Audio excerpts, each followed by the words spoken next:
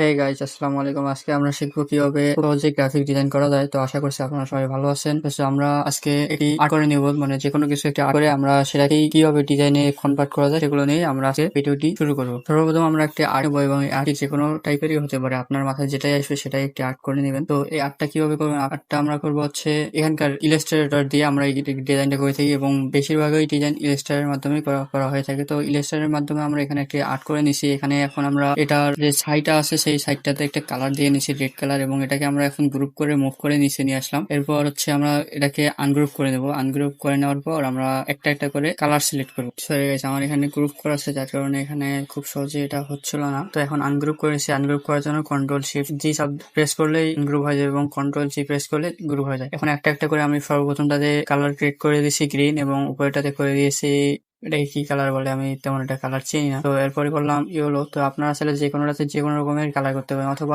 একটার মাঝখানে অধিকাংশ বা অনেক প্রকারের কালার করতে পারবেন।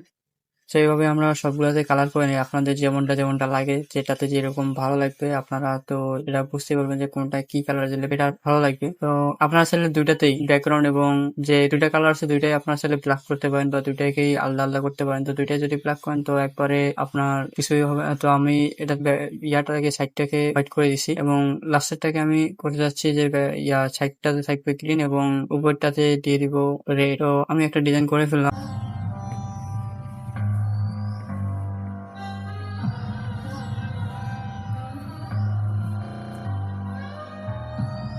টিভিস না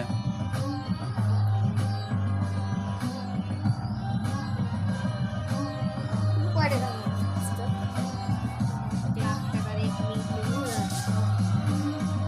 টাকা cosa শিখছেন না?